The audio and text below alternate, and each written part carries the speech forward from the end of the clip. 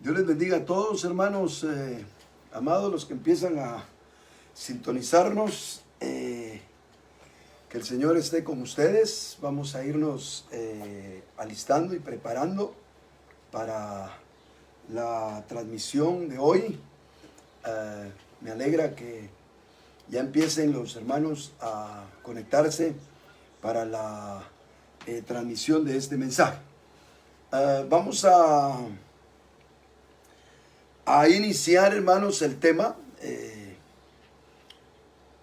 Déjenme dar un momentito de tiempo, un minuto, para que los hermanos que se están conectando no se pierdan el inicio del mensaje, para que puedan enganchar mentalmente lo que vamos a decir. Así que hagamos tiempo, unos cuantos segundos, para los que están ahorita conectándose, hermanos. Gloria al Señor.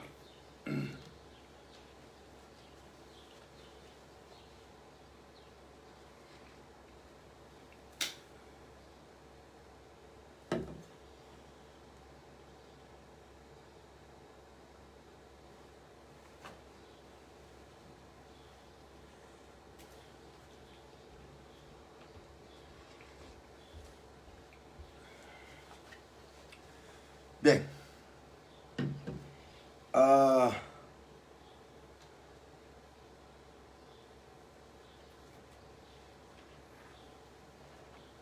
Hemos estado hablando, hermanos amados, acerca de cómo edificamos sobre el nuevo cimiento que es Cristo para nuestra verdadera liberación. Hemos hablado en este tiempo que hemos ocupado para estar acá en este tipo de transmisión de mensajes sobre quitar el cimiento antiguo y caduco, que tiene que ver con dos tipos de materiales: la naturaleza caída de bajeza que tenemos y lo que aprendimos de la ley y el mal uso que hicimos de ella. En este preciso tema que iniciamos el domingo pasado, ocupamos Gálatas 2 del 19 al 21, porque en el tema anterior ocupamos Gálatas 2 del 15 al 17. Y en Gálatas 2 del 19 al 21 sacamos 5 frases importantes que nos dan el fundamento para hablar este tema. La primera: mediante la ley moría la ley, con Cristo he sido crucificado. La segunda: a fin de vivir a Dios. La tercera: ya no soy yo el que vive. La cuarta: Cristo vive en mí. Y la quinta: la vida que ahora vivo en la carne, la vivo por fe. 5 frases que nos van a servir como la temática de este tema. Ya vimos las 2 primeras. Mediante la ley yo morí a la ley, con Cristo he sido crucificado. Y vimos también: a fin de vivir a Dios. Y en cada una de esas ampliamos lo suficiente para que usted pueda entender. Pero ahora vamos a avanzar al tercer punto, a la tercera frase que nos llamó la atención cuando empezamos a distinguir estas verdades en el Señor. Ya no soy yo el que vive. Recordemos que el pasaje, que valdría la pena leerlo, recordemos cómo dice el pasaje. Gálatas 2, 19 al 21, por favor. Dice: pues mediante la ley yo morí a la ley a fin de vivir a Dios. Con Cristo he sido crucificado y ya no soy yo el que vive, sino que Cristo vive en mí. Y la vida que ahora vivo en la carne, la vivo por fe en el Hijo de Dios, el cual me amó y se entregó a sí mismo por mí. Es interesante que veamos que el apóstol Pablo dice, ya no vivo yo, pero lo que ahora vivo en mí yo. Eso sería una traducción literal, pero no tiene sentido para nosotros, no sería correcto traducir así. Entonces si nosotros entendemos bien el pasaje, no tiene que ver el ya no vivo yo con una anulación completa de nosotros, sino más bien es que nosotros debemos de ceder, y aquí es donde vamos a entrar en materia. Debemos de ceder ante la operación de Dios que desmantela nuestro falso yo. Debemos de interpretar esa frase de Pablo. Ya no soy yo el que vive. Es ceder ante la operación de Dios que desmantela nuestro falso yo.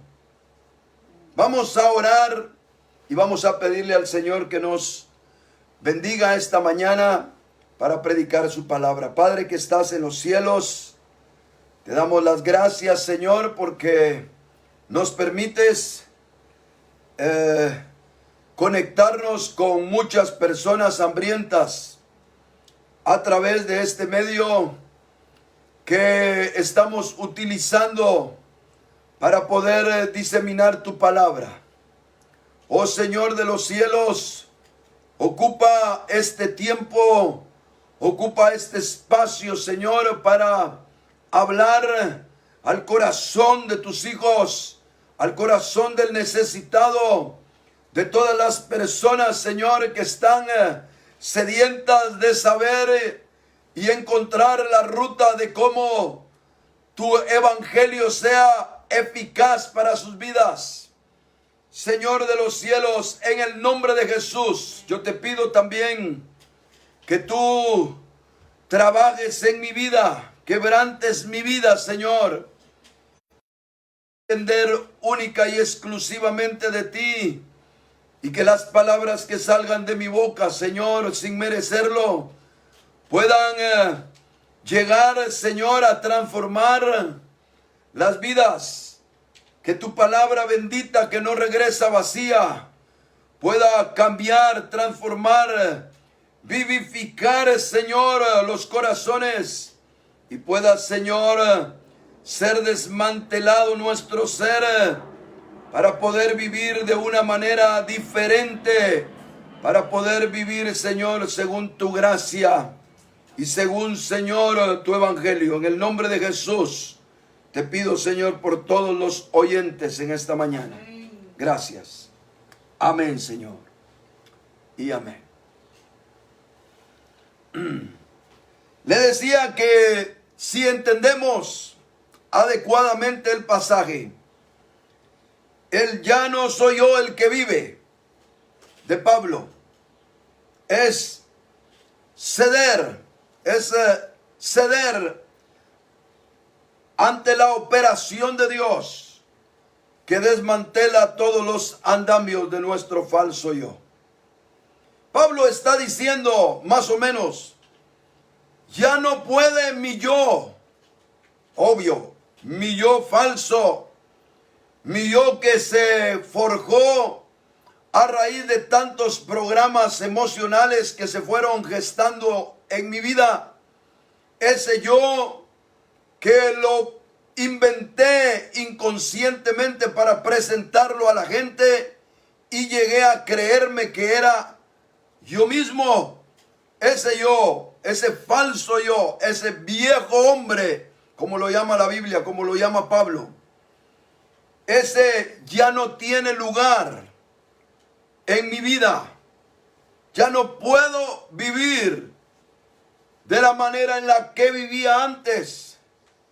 ¿Por qué? Porque mi conversión al Señor primero produjo el nuevo nacimiento.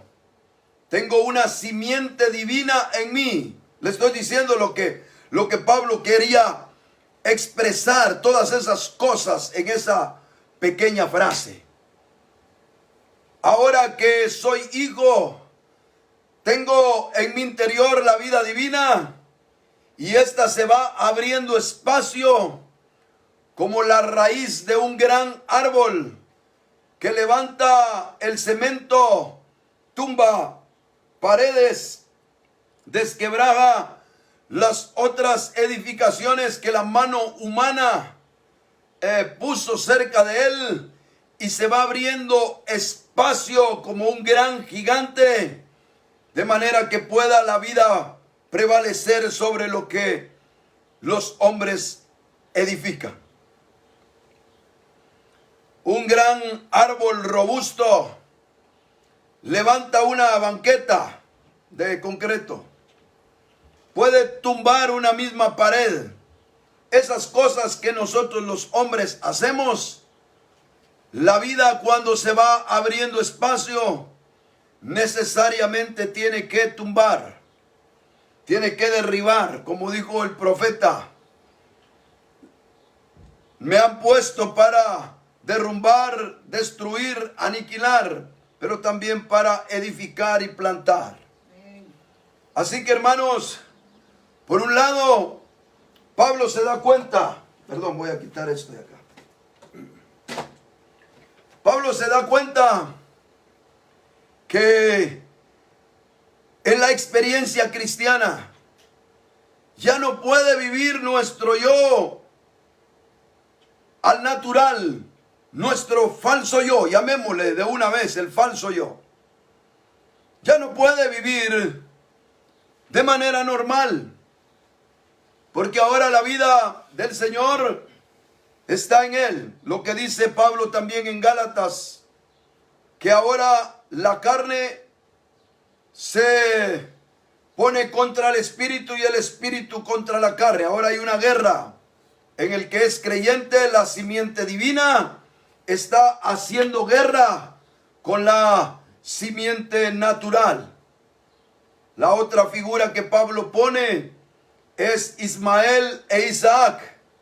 Cuando él dice que Ismael, que fue el que nació primero, porque también nuestro viejo hombre apareció primero, hacía guerra contra Isaac, el hijo de la promesa, perdón. Y esa guerra había que ganarla haciendo a un lado, ya no dejándole a Ismael que viviera como vivía antes. Y en la historia echaron a la madre, que representa la naturaleza de bajeza, Agar, y a Ismael, que tipifica esa crianza en todos nuestros programas emocionales. Y a los dos los sacaron para que Isaac creciera y heredara lo que era del padre. No habría de heredar el hijo de la libre con el hijo de la esclava. Y hermano, ahora en nosotros, en nuestra experiencia espiritual, sucede algo similar.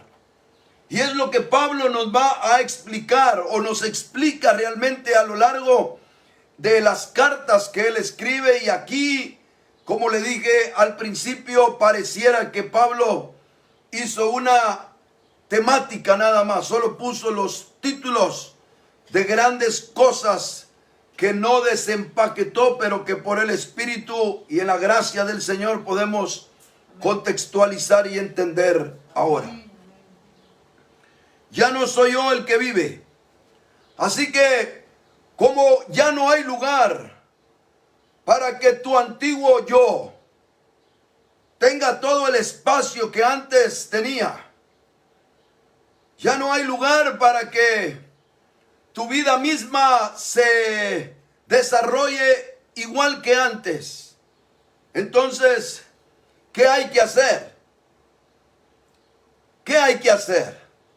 Hay que ceder ante la operación de Dios que desmantela todos los andamiajes, que quita la careta del falso yo, que desnuda nuestro ser para darnos cuenta de nuestra realidad y partiendo de eso el Señor podernos liberar.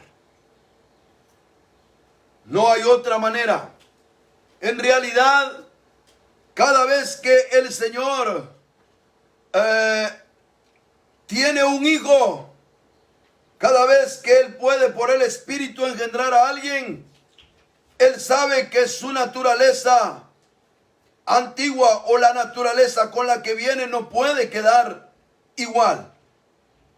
Por eso, hermano, el Señor dejó en una maravillosa figura este entendimiento, la circuncisión. ¿Cómo nacen los hombres de forma natural? Incircuncisos, con prepucio. Y no es, hermano, nada extraño ver cómo el Señor es tan maravilloso para presentar sus figuras.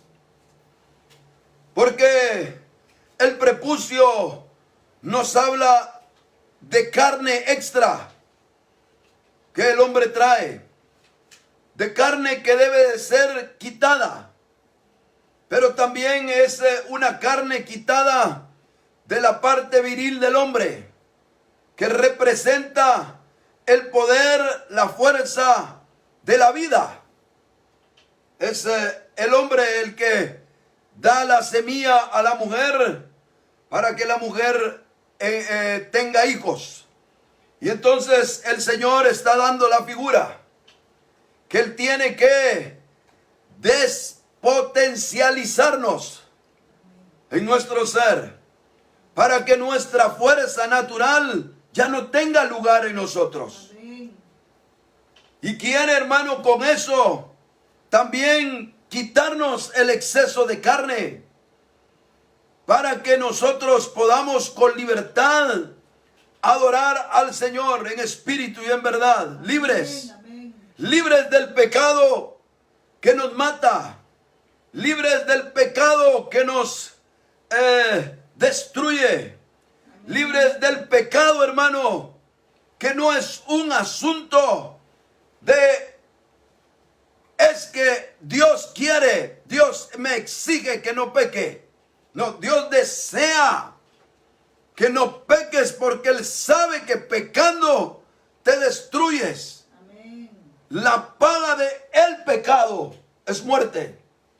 Dios ahora no te da muerte por el pecado, porque ya lo arregló todo en Cristo.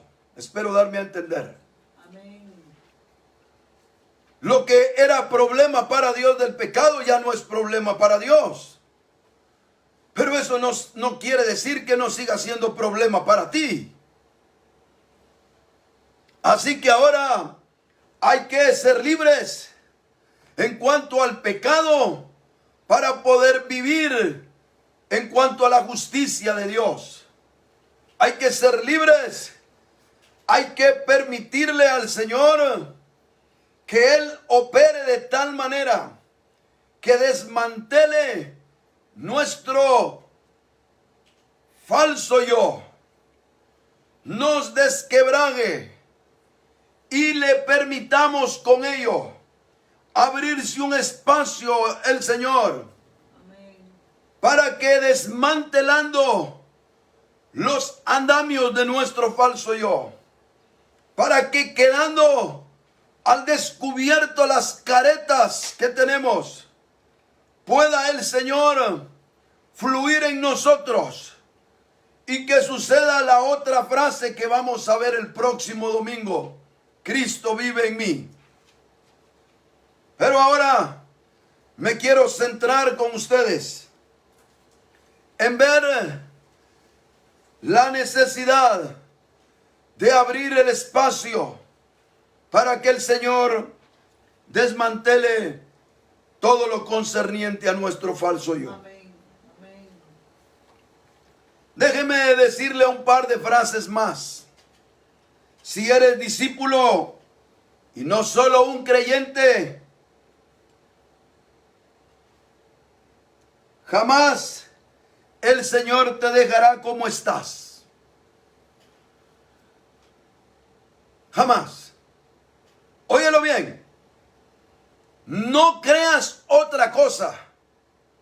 Revisa tu Biblia. Ya no sé a quién creer, le dice mucha gente. Pues créale a la Biblia. Si tú eres discípulo, el Señor jamás te dejará como estás. Y mucho menos pienses que no tendrás ningún tipo de sufrimiento o aflicción o angustia o penas, etc. No, no te equivoques, hermano. Hechos 14:22, siempre lo menciono y lo mencionaré siempre. Dice, fortaleciendo los ánimos de los discípulos. Así que Pablo no era un hombre negativo. Pero dice que cuando los fortalecía, dice, los exhortaba a que perseveraran en la fe. Amén. Diciéndoles, es necesario que a través de muchas tribulaciones entremos en el reino de Dios. Pablo no era un mentiroso. Los animaba, los exhortaba y les hacía ver que era necesario las tribulaciones para poder entrar al reino. Ese era el mensaje de un apóstol honesto con Dios. También encontramos Filipenses capítulo 1 y versículo 29. Filipenses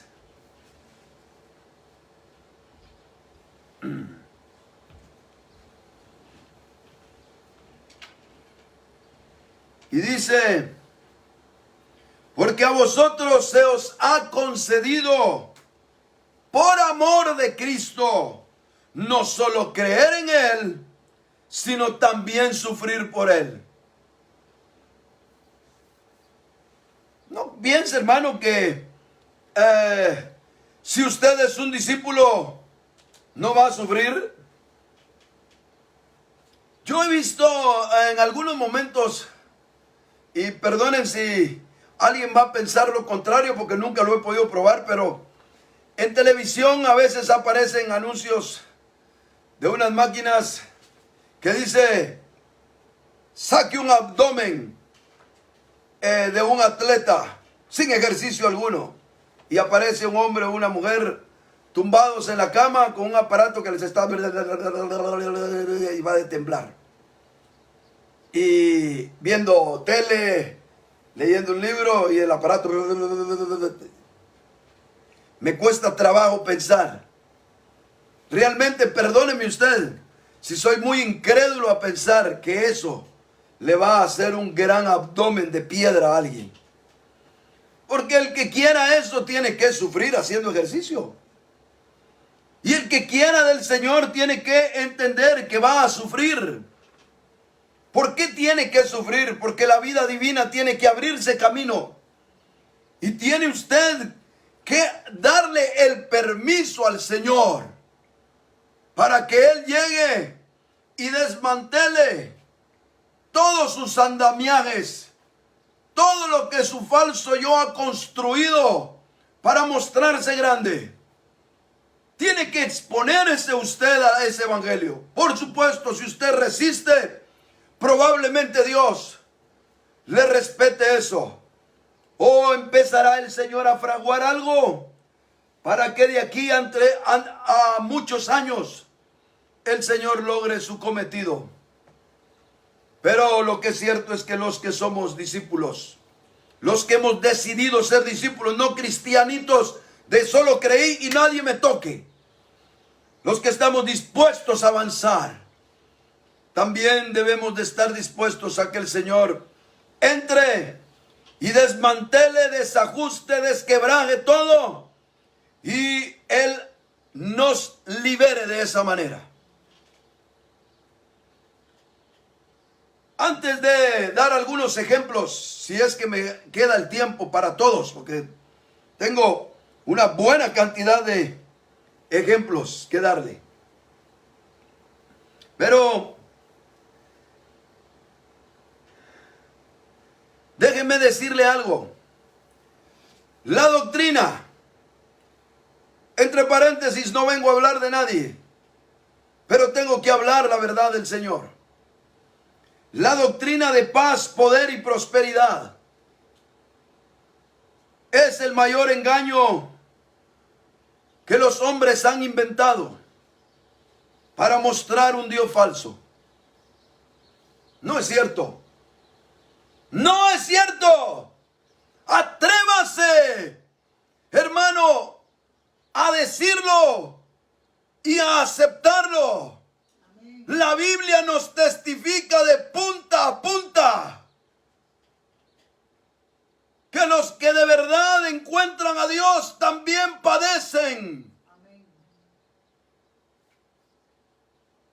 Desde Génesis hasta el Apocalipsis, los que han sido lavados y emblanquecidos sus vestidos, dice en una parte de Apocalipsis, ¿quiénes son estos? Son los que vienen de tribulación.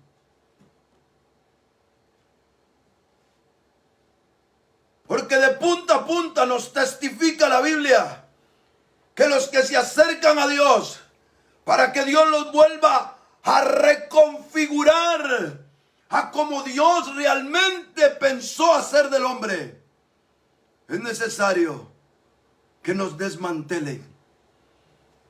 A veces es necesario que por fuera sucedan cosas. Y a veces, sin que sucedan cosas afuera, téngalo por seguro que por dentro vendrán muchas cosas para usted ser expuesto, pero también ser libre. Así que dígale no usted a esa doctrina de la prosperidad. Dígale no. Y encárese, afiance su rostro como lo hizo Cristo. Cuando el Señor iba camino al Calvario. Abran ahí si pueden, si quieren, porque hoy sí ya está pasando el frío aquí en este lugar. Cuando el Señor iba dirigiéndose a Jerusalén para ir al Calvario, dice, y afianzó su rostro y afirmó, su rostro para ir a Jerusalén. Hermano, afirme usted su rostro y dígale, Señor, como aquel canto, no te detengas, Señor, hasta haber acabado. Sigue, Señor. Atrévase usted, aunque así muera en el intento. Atrévase usted a lo que hizo Jacob. Señor, bendíceme porque no te dejo hasta que no me bendigas. Y se arriesgó a que lo matara el Dios del cielo. Y se arriesgó a que lo aniquilara de un solo golpe. Pero tomó el riesgo, valió la pena decirle, aquí me quedo hasta que me bendigas. Amén, aleluya. Oh, bendito sea el nombre del Señor. Vale la pena. No creamos lo que los hombres inventan para atraer a los incautos que quieren que les fabriquen un evangelio conforme a sus deseos. Yo también no piense usted que soy tan tonto como para no desear en mi carne un evangelio como el que pintan los hombres, por supuesto. Pero una cosa es quererlo, una cosa es si usted quiere hasta soñarlo, y otra cosa es que crea que ese es el verdadero evangelio. Así que es necesario que nos desmantelen todos nuestros programas emocionales, que exponga el Señor nuestro falso yo, para que podamos libres alcanzar las riquezas y la herencia espiritual que el Señor tiene para nosotros. La mejor de las terapias divinas es ponernos en crisis. No sé cuántos alguna vez han tenido la tentación, tantos problemas que tengo, voy a ir con un psicólogo. No vaya. Yo duermo con uno a la par mía todos los días.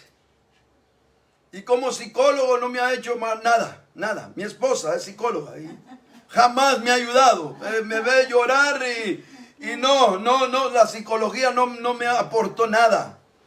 Me ve triste, lo que me puede aportar es lo que tiene de Cristo, porque de psicología no he visto nada en 30 años.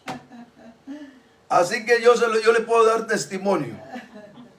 Pero si usted lo que necesita es una terapia, la mejor de las terapias divinas, es ponernos en crisis, con el fin de desmantelar todos nuestros andamios de nuestro falso yo, liberándonos y así también tumbar y desquebrajar todos nuestros refugios emocionales que fuimos gestando durante nuestro crecimiento psicológico, que entre comillas servían para nuestra felicidad, pero fueron nuestra propia esclavitud. Puse dentro de mi bosquejo una nota que no sé si la voy a cumplir, pero el Señor dirá.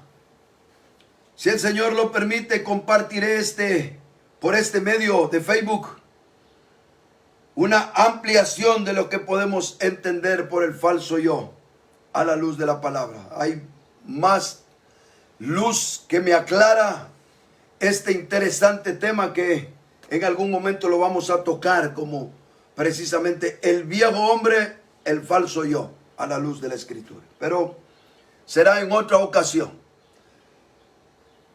Quiero, hermano, ocupar también unos minutos para poner algunos ejemplos. Yo sé que entienden lo que es el falso yo de manera, si no profunda, lo necesario. Es nuestro yo revestido con una falsedad a raíz de lo que experimentamos en nuestro desarrollo emocional. Pero que llegada la última etapa del desarrollo, que es el despertar de la mente reflexiva, es cuando terminamos de madurar psicológicamente hablando. Ahí nosotros forjamos nuestra personalidad y ocultamos más sagazmente, podríamos decir, nuestros refugios emocionales que se gestaron a lo largo de las etapas anteriores psicológicas en nosotros. El falso yo. Pero quiero poner algunos ejemplos, porque al considerar la Escritura, no sé si el Nuevo Testamento, los Evangelios, por ejemplo, podríamos llamarle la crónica del desmantelamiento de los programas emocionales de parte del Señor para los hombres. Porque al revisar, hermano, los Evangelios, le puedo decir que hay multitud de ejemplos en los cuales cada vez que los hombres tenían la oportunidad de juntarse con el Señor, algo el Señor provocaba para que precisamente fuera desmantelado todo ese andamiaje que le dio lugar a nuestra careta falsa de nuestra personalidad. Quiero considerar algunos ejemplos a la luz del Evangelio de Juan, porque son tantos que pudiéramos ver, que decidí ocupar el Evangelio de Juan y solo ir recordando los pasajes para darme cuenta cuánto ejemplo puede haber de este asunto. Recuérdese, estamos viendo La frase de hoy: ya no soy yo el que vive. Ya no hay espacio para vivir de la manera antigua. Y ante esa situación divina, nosotros no nos queda más que ceder. Por eso los que no ceden, al final son frustrados en el Señor. Bienaventurados los mansos, dice Mateo. Pero ¿sabe usted que la palabra manso en realidad no es como nosotros lo imaginamos? Nosotros la palabra manso pensamos que es aquella gente que no mata una mosca. No. Es en realidad, te podríamos decir, bienaventurados los domados. Esa podría ser una palabra, déjenme ponerla a título personal. Bienaventurados los que han sido domados por Dios. Porque un animal, hermano, domado es el que ha cedido su naturaleza, ¿no? Un caballo brilloso que lo entrena, de repente se vuelve manso, pero ha cedido su naturaleza. Un perro entrenado, pues tal vez ya no muerde, ha cedido su deseo de morder, etc. Y usted, hermano, el Señor cuando lo trabaje, usted tiene que ceder su naturaleza. El ya no vivo yo, ya no hay espacio para ese yo falso que se ha desarrollado, se ha enmascarado con una falsedad que lo peor lo hemos creído nosotros, ni siquiera solo los demás. Es más, a veces los demás sí lo saben. Lo más triste es que a veces la gente sabe quiénes somos, pero nos respetamos nuestras falsedades propias. Y entonces todo mundo se hace el ingenuo ante lo que usted es. Y usted se cree lo que usted mismo se inventó. Esto es un asunto, un proceso bien complejo, que no vamos a tratar de desenmarañarlo también para no caer en una simple ciencia psicológica, sino que tan solo vamos a decir que toda esa personalidad fachada que nosotros levantamos, el Evangelio la tiene que desmantelar para liberar. Eso es lo que tenemos que aprender. Miremos los ejemplos que quiero ponerle. Pensemos en Juan el Bautista, el primero que aparece reconociendo al Mesías.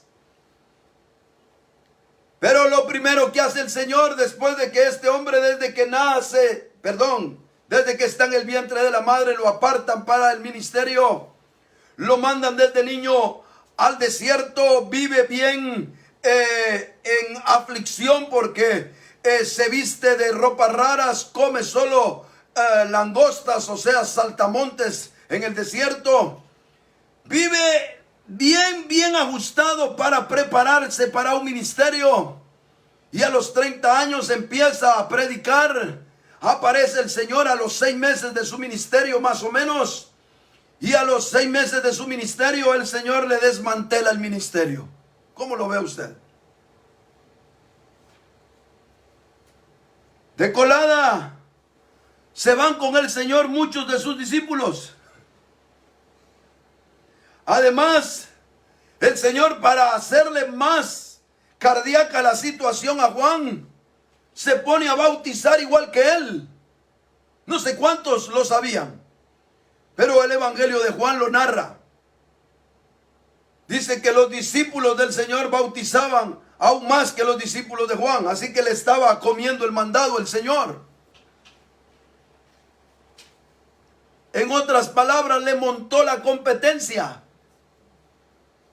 Y qué tremendo es cuando nosotros nos vemos invadidos con la competencia en todos los sentidos de nuestra vida. Ya tenemos para que nos empiecen, hermano, a desajustar nuestras caretas falsas. Todos sabemos, hermano, lo que nos brota en nuestro interior, la cólera que nos da, lo que vivimos, lo que muchos hemos vivido, lo que yo viví tiempo atrás, desajustado en mi interior, queriendo batallar y queriendo pelear y queriendo compararme con muchos. Juan lo empezó a vivir. ¿Y por qué el Señor permite a un hombre tan fiel? Y aparte de eso, no solo hace eso, sino que todavía permite que lo metan en la cárcel. Y ahí sí ya no aguantó ese falso yo, porque cuando antes de estar en la cárcel llegaban los discípulos de él a decirle: se nos está desbarajustando el discipulado, el ministerio, Juan.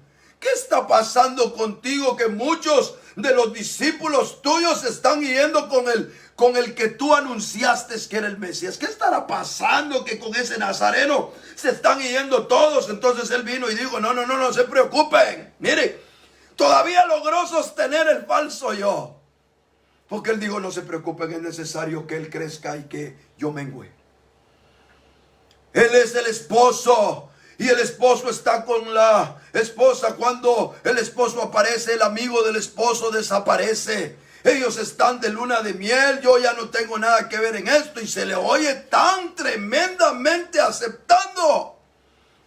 Es que Juan, hermano, al igual que le pasa a usted, me ha pasado a mí y le pasa a todo mundo, tuvo que agarrarse la careta para la gloria de Dios. Y digo: no, el Señor sabe, Él tiene sus propósitos, no hay ningún problema con eso. Y se puso la careta, se la sostuvo. Pero ¿cómo el Señor estaba en ese asunto? ¿Qué tenía que haber hecho Juan? Agarrar sus maletas, decirle: nos vemos a todo mundo, hey fariseos, hey pueblo de Israel, nos vemos, se me acabó el ministerio, me voy detrás del maestro como discípulo. Había entendido que era el Cordero de Dios que quitaba el pecado del mundo. Y no se puso a seguirlo, por Dios santo. Y entonces, como no sucedió eso, venía una, venía otra, venía otra. Y Juan ya no soportaba, pero ahí le hacía ganas. ¿Sabe por qué? Porque ese manto de piedad que todos tenemos dentro nos quiere, no queremos que se nos desbarajuste tan rápido. No queremos reconocer que muchas veces hacemos lo de Dios por envidia. Hacemos lo de Dios por nuestra propia gloria. Servimos en la iglesia por nuestro propio orgullo. ¿Usted cree que Dios no lo sabe? Por supuesto, el pueblo de Dios se puede ver beneficiado, los pobres se pueden ver beneficiados, todo el mundo se puede ver beneficiado, pero Dios sabe lo que tú tienes dentro. Amén. A la gente le puedes decir: tú mismo te puedes engañar, aquí estoy sosteniendo la peña, porque Dios me ha puesto para ser fiel. Yo conozco a mucha gente que me dice: hermano Marvin, cuánto no quisiera caminar con usted, pero aquí estoy haciéndole frente a frente. ¿A qué? Por Dios santo, ¿a qué le está haciendo frente? Sosteniendo por amor a mis hermanos. Déjese de pajas. Muchas de las cosas que usted hace, las hace por su propio orgullo. Porque ahí tiene fama, porque ahí tiene gloria, porque ahí le tiene cuenta.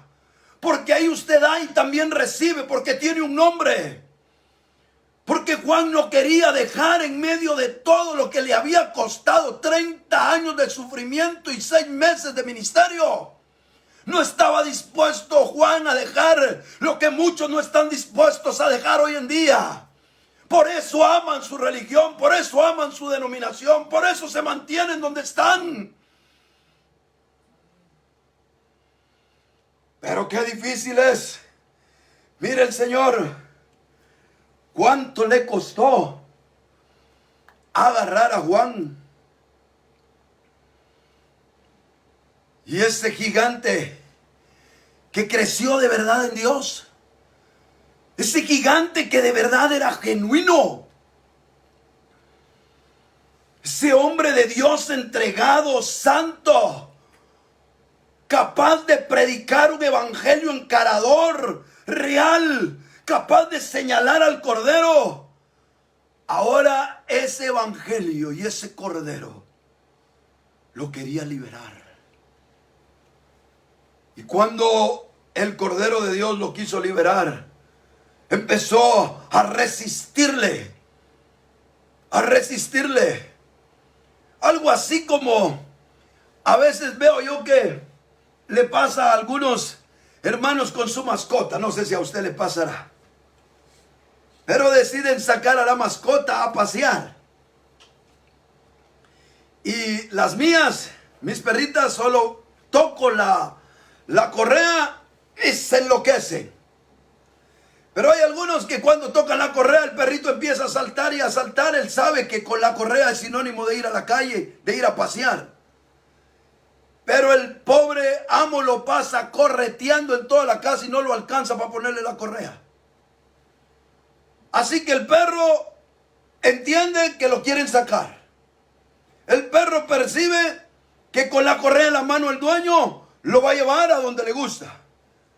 Pero con todo y todo, cuando le va a poner el collar y la correa, se le va y se mete y pasa media hora el pobre dueño viendo cómo atrapa como gallina en el patio trasero al pobre perro. Así le pasa al Señor con usted. Cuando el Señor quiere hacer algo con usted y lo quiere llevar a una esfera diferente, usted viene y luego siente de parte del Señor que sí lo va a llevar, pero lo tiene que sujetar. No puede estar con la libertad que está en casa, como el perrito. Le tiene que poner algo más el Señor. Y cuando usted ve eso, se le escapa y se le escapa. Y ahí está la gente. Perdóneme, hermano, usted lleva años en esa condición. Años en que el Señor quiere hacer la obra en su vida y no puede. Años en los que usted no le ha permitido a Dios que haga lo que Él ha deseado hacer en usted. Déjeme terminar con esa historia maravillosa de Juan. Amén. Porque entonces el Señor permitió algo más fuerte para Juan. ¿No se ha dado cuenta, hermano, que a veces cuando nosotros no entendemos por dentro lo que el Señor quiere hacer en nosotros, termina el Señor provocando cosas mayores? Amén. Amén. Para que nosotros entendamos? Amén.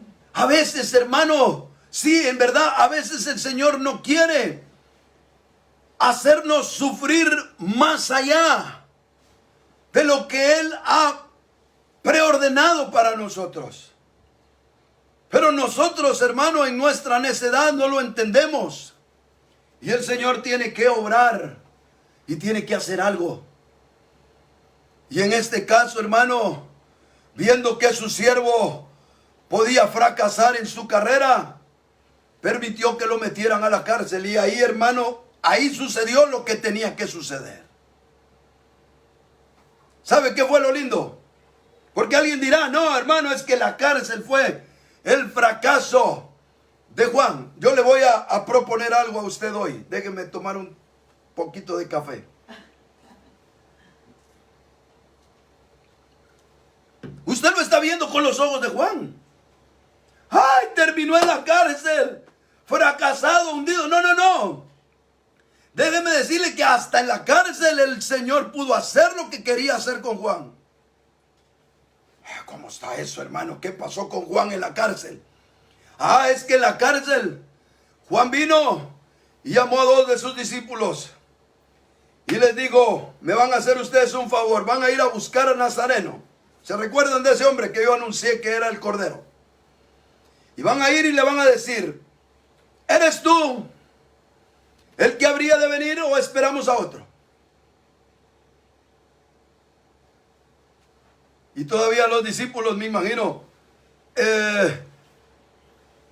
Maestro Juan, ¿estás dudando? No me pregunten. Ustedes vayan. No me pregunten, vayan a preguntarle. ¿Eres tú el que habría de venir o esperamos a otro? Y llegaron con el maestro. Te traemos una razón de Juan. Ajá, dijo el Señor. Vamos a ver si ya sucedió lo que yo quería con Juan. A ver, ¿cuál es el mandado de Juan? Dice Juan que si eres tú el que habría de venir o esperamos a otro. Alabado sea el Padre, dijo el Señor. Ya logré lo que quería con Juan. ¿No era el fracaso de Juan? ¿No era el examen malo de Juan? ¿No era que estaba siendo reprobado Juan? No, era que por fin se le cayó la careta. Por fin dejó de presumir del hombre de fe, del hombre de visión, del ministrón de Dios, del siervo de Jehová, etcétera. Ahora este hombre estaba, hermano, desgajando esa careta hipócrita que había tenido toda su vida. ¿Y sabe cómo la había forjado? En ese desierto donde se escondió, donde tuvo tanto tiempo para estar. Ahí se le forjaron también muchas programaciones de justicia propia, porque vivió solo y salió adelante con sus propias manos. Según cuentan los historiadores, Juan vino a ser parte de los esenios, de unos hombres que se apartaron en Israel para vivir una vida tipo monástica, procurando ser fieles observantes de la ley. Así que los padres por alguna razón le permitieron a Juan o lo dejaron irse con alguno de los esenios para vivir sin el amparo de los padres. ¿Se podrá imaginar usted en una comunidad tipo monástica vivir sin que esté mamita atendiéndonos como siempre nos atendía? O como por lo menos le puedo decir de mí. Donde a mí me atendieron en exceso en mi infancia. Mercy dice que me hicieron un mal. Pero si fue un mal, no sé. Digamos que sí, pero fue un mal que me encantó en mis tiempos. Pero a pobre Juan lo mandaron ahí con un montón de tipo sacerdotes a saber cómo eran estos. Lo que sí era que eran bien rígidos. Imagínense usted, en lugar de darle biberón, le daban saltamontes. Y en lugar de una golosina, le daban unas larvas. Aquí está tu postre, le decían. Sin nadie, sin amor de madre, sin estar, sin todas esas cosas que tenemos nosotros de forma normal. Cómo se crió un hombre fuerte, rígido, y un hombre invencible para lo espiritual. Tal vez ustedes de aquellos que dicen: yo desde que me convertí dejé todo lo del mundo, dejé todo esto y aquí estoy, y esto y lo otro y aquí y allá, y se ha revestido de una careta que no es cierto. ¿Por qué? Porque por sus venas corren un montón de cosas ajenas al corazón de Dios. Y que el Señor quiere desmantelarlas en usted, pero para eso usted mismo tiene que abrirse. Y Juan vino y se abrió al fin. Alguien dirá: no fue una confesión de su derrota, no. Fue una apertura de su ser. Por primera vez le mandó un mensaje al Señor diciéndole: este soy yo, el que duda. Este soy yo, el que he perdido fe en Dios. Este soy yo, el que no cree todo lo que he visto. Este soy yo, el que tiene conflictos, el que tiene terremotos internos en cuanto a su fe. Ese soy yo, el que a veces no sé si tú existes, oh Dios. Ese soy yo, el que me asaltan dudas. ese soy yo, el que no puedo creer tu palabra. Ese soy yo, el que me predica la verdad y no la creo y no la logro procesar. Ese soy yo. Oh, bendita la misericordia de Dios. Por eso cuando el Señor oyó eso, entonces hizo que Juan tuviera su máximo milagro en él. Cuando él pudo reconocer, cuando él pudo decir, ya no aguanto más. Cuando él se quitó la careta, cuando él permitió que discípulos de él lo vieran realmente quién era. Se puede imaginar, usted tuvo que hacer una confesión a 2 de sus discípulos. Ya no podía mostrarse el gigante que era. Y los discípulos se fueron tal vez diciendo, ¿qué le estará pasando a nuestro maestro? Ya está en la calle, está mandando a preguntar esas cosas. Pero él tuvo que desnudarse. Tuvo que botar las caretas de esa personalidad que escondían a un niño temeroso, que escondían a un hombre que vivió en soledad, que no entendía muchas cosas, que no sabía por qué sus papás no estaban con él. Oh, hasta el fin, hasta que llegó el día de la liberación de Juan. Oh, Señor eterno. Hasta que él pudo decir, ese soy yo, débil, temeroso, miedoso. Ese soy yo, el que ya no tiene ni sentido pararme en un púlpito para presumir mi grandeza. Ese soy yo que reconozco el dolor interior que me corrompe ver a otros. Ese yo es el que Dios quiere desvelar, ese que reconoce que tiene envidia, que le duele la prosperidad de su hermano, que enardece por dentro y muestra una actitud de nobleza por fuera. Cuando el Señor se dio cuenta que Juan había sido desmantelado por fin, ahora estaba en la condición que le pedía a los demás para predicarles, ¿no? ¿Qué decía Juan cuando predicaba? Arrepentíos y conviértanse. El reino de los cielos está cerca. Cambien de mentalidad, cambien de parecer. El predicador, y no cambiaba él.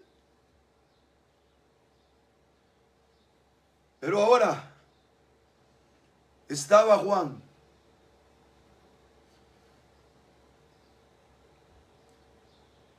en la cárcel y por primera vez se dio cuenta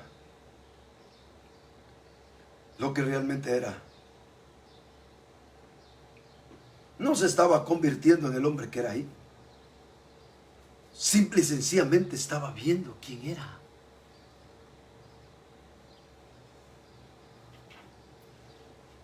Entonces, cuando el Señor, porque es Dios, cuando el Padre vio que Juan había abierto la oportunidad para quitarle la careta del falso yo, entonces el Señor le hizo el milagro más grande que pudo tener Juan. No fue que los ciegos vieran, porque él no lo miró. ¿Sabe cuál fue el milagro más grande? Que le quitaran la cabeza. ¿No sería un gran milagro para ti, hermano? que te quiten la cabeza que te hace pensar tantas cosas. Que dejes de funcionar conforme a lo que piensas, a lo que opinas. Que dejes de estar teniendo una mente mezquina. Que dejes de estar siempre yendo más adelante con tus pensamientos. Amén. Porque es aquí. Déjeme terminar, hermano. Yo tenía como 8 ejemplos más, por Dios santo. Pero déjeme terminar ahí. ¿Sabes por qué te digo lo de la cabeza de Juan? Porque el falso yo realmente se llega a forjar en el ser humano en la 4ª etapa de su desarrollo psicológico. La última etapa.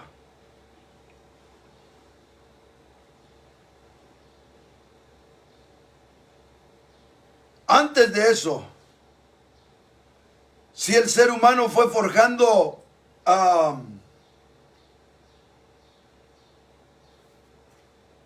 programas emocionales, por ejemplo, un niño que llora para la atención de los padres,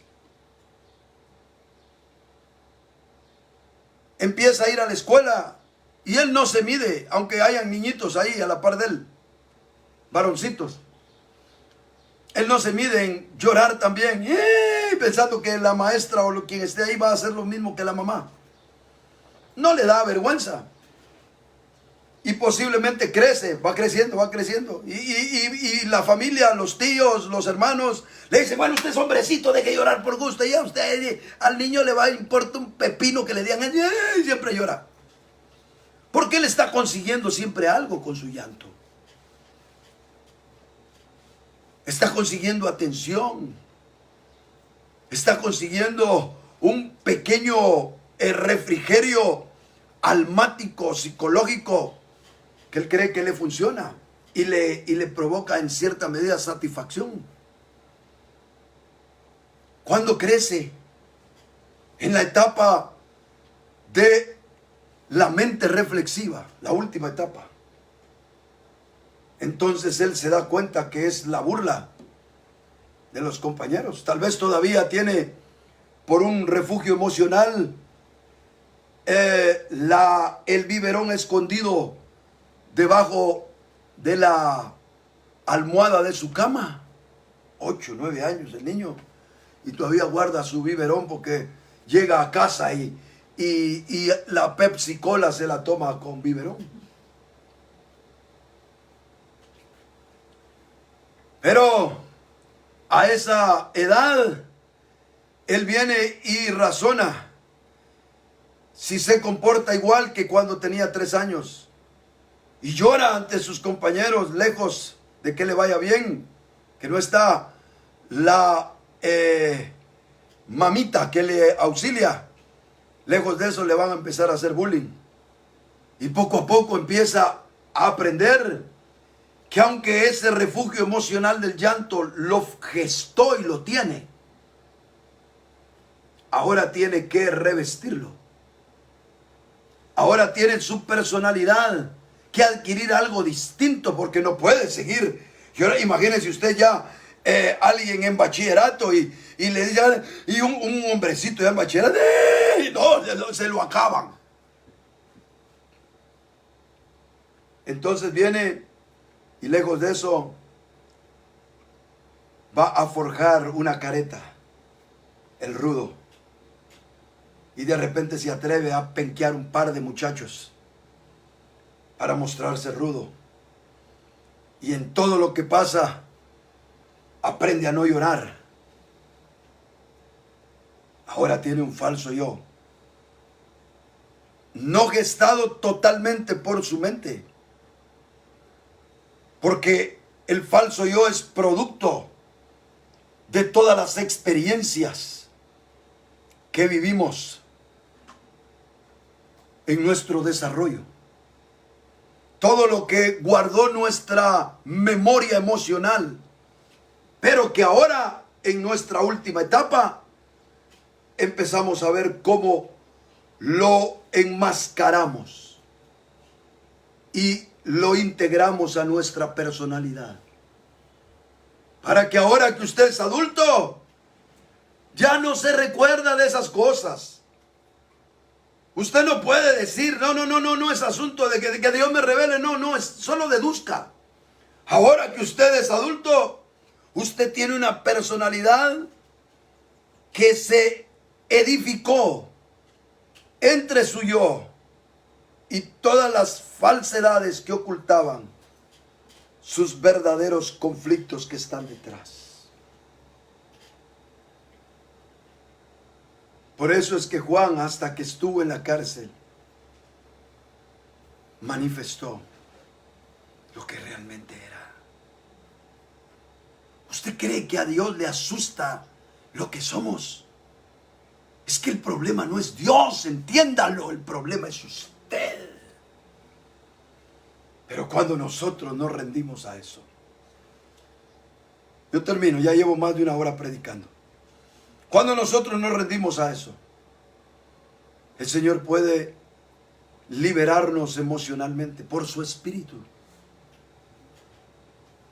Y cuando somos libres, entonces ya dejamos de depender de todas las estructuras mentales que se gestaron en esa precisa etapa de nuestra vida, donde decidimos ser lo que no éramos.